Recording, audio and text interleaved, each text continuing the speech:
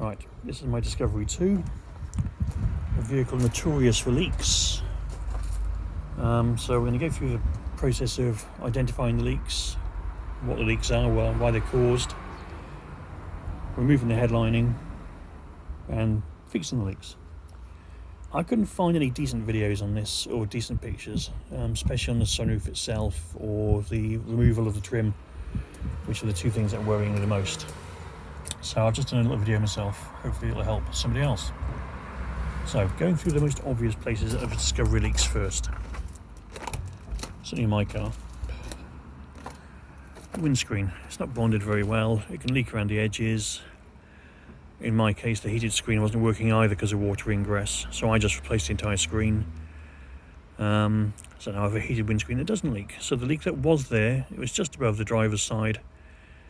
It was a bit rusty as well, so I had National windscreens come out, only about 180 quid. They rubbed it down, primed it, put some rust killer on it, did a really good job. So I do recommend them. So that's the first leak in my car.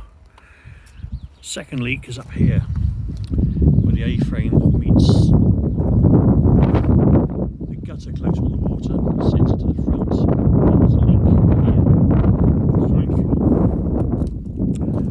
And that's where the roof is spot welded to the A-bar. Now Land Rover knew there was a problem here, so they've just shoved this wodge in there to try and stop it, which has worked on this side. But on the driver's side it hasn't worked, and just for the sake of completeness I'll show you why. Because to try and correct their bad design, they did bodge repair. The wodge of stuff on this side didn't even cover the seam. So this side does still leak, so I'll fix that later. There is another problem you get on the A-frames for leaks. It's not from the roof.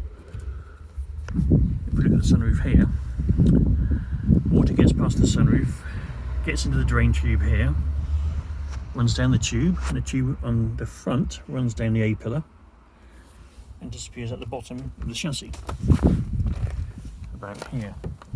Box section chassis, so obviously water gets in, has to get out. Land Rover drilled a tiny little hole right at the bottom, and that hole can block. So what can happen is the water can run down the tube, fill the box section with water, and the box section then overflows and soaks the driver's carpet. So in my case that wasn't happening, but the windscreen was leaking, so I had a wet carpet anyway. You can also get a wet carpet from the drain tubes and the air conditioning being blocked, but that's not the case here. As I'm talking about the drain tubes, the rear drain tube, which I've chopped off on this sunroof, so I've removed the sunroof, runs down the back, down here, that's the exits here. So that end is actually easy to get to. Just undo these 4 screws, use a magnetic screwdriver because they're deep set and you don't want to lose them. And you can just literally take this one out and blow into it to see if it's blocked or not. So the front one runs on the A-pillar, the rear one comes out here. An easy way to see if they're blocked or not, just use a bit of strimmer wire, just shove it down there. People use compressed air sometimes, I don't like that, in case something is blocked and it blows up, it's not a good idea. So, that's some of the leaks. Other obvious leaks, the roof bars. Can't see because of the sun. Roof bar, yeah. Roof bar has just got like a little rubber foam seal between the two that can leak. Easy to fix. They're just held in place by these little bolts, so they're easy to take off. My car, the Alpine light, also leaks. Not much. I'm going to fix that with this stuff. Captain Tully's Creeping Crack Cure. Very, very low viscosity. Gets into every little tiny little crack. It's designed for fixing cracks and GRP on boats and caravans and stuff. I've been told it's really good, so I'll use that. As I'm talking about sealants, this is the sealant I'm using for the sunroof. Secaflex 291i. Very UV resistant, very flexible. Apparently it's the stuff to use. So, those are the obvious leaks on my car. So, first, removing the headlining. That's the thing that really puts people off, and it shouldn't. It's not that hard. You just need to be a bit methodical and put a bit of time into it. If I start at the front and talk my way to the back, I'll talk through how I did it. So first and foremost, right above at the front, you have a little valance panel that just sits there, which the sunroof buttons click into, rear light, interior light clicks into. It literally just unscrews and drops down, dead easy. Another thing which holds up the headlining a lot is this little trim piece that runs around the edge of the sunroof. Take those two off, the headlining drops down quite a bit straight away. The main things for me were the trim, removing the trim. That's what scared me the most. I'd never done it, I couldn't find any good videos on it. So, A-pillar. 1, 2, 3. 3 clips. That's all it is. And they go straight in. And this is the trim piece here. And again, it's got these 3 little clips that just go straight in. So when it's there, prise it out exactly in the opposite direction, so towards the driver's side or the other side of the car, and it will come out. This wasn't hard. I would recommend trim removal tools. They do make your life a lot easier. B-pillar is a weird one. It's held in by clamps. So one there and one there. Same on the other side. And if you have to remove the seal, but they just clamp to the metal seam there. So 2 this side, 2 the other side. Once you've freed them, all that's holding it in then is a top pin, and it's exactly the same as the A-pillar, just that one single clip. So just pull the top of the trim directly towards the opposite side of the car, it'll pop off, and that frees your B-pillar trim. You obviously have to do this because the top of these trims is underneath the headlining, holding it up. Coming to the back, the C-pillar has got like a big sort of moulding which covers all the windows. You do still need to remove that, but it's dead easy. They're all held in by poppers. Just take the poppers off. Again, trim removal tools. At the bottom of the seatbelt there, you see there's a little panel, a little bit of trim. You can just pop that off, and then the whole panel will just fall down. I mean, the back seatbelt will just come with it. Don't need to undo that. Obviously, drop these down as well. So that's the A-pillar, B-pillar, C-pillar. The only things that, I mean, so far this is dead easy. This has been very easy. The only thing to be aware of is at the back, up there, interior light, there is one screw hidden in the interior light which holds up the headliner. You need to be aware of that one. But the hardest part for me was this bit of trim, which sits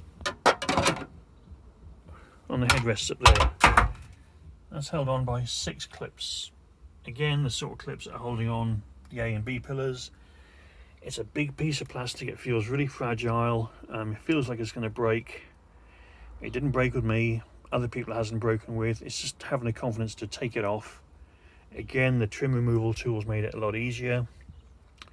Just put it straight towards the front of the car and it will come off. And that's all you need then. That is your headlining removed. You just need to drop it down, fold it a little bit to put it out the back of the car because it's slightly wider than the back door, and that's it. The front bit has actually got a gap in it, so the front bit folds quite easily. And the front bit, because it's hiding behind that plastic valance with the map holders and everything, doesn't really matter that it's got a hole in it. It doesn't really matter if it creases. So taking the headlining out is not hard. Hardest part for me was literally that last piece of trim covering the rear seat headrests. Other than that, good to go. So that's the headlining out. That's all the leaks talked about. Let's talk about the sunroof.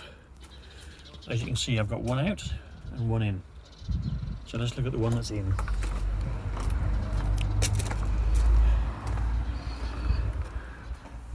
Sunroof is a sandwich.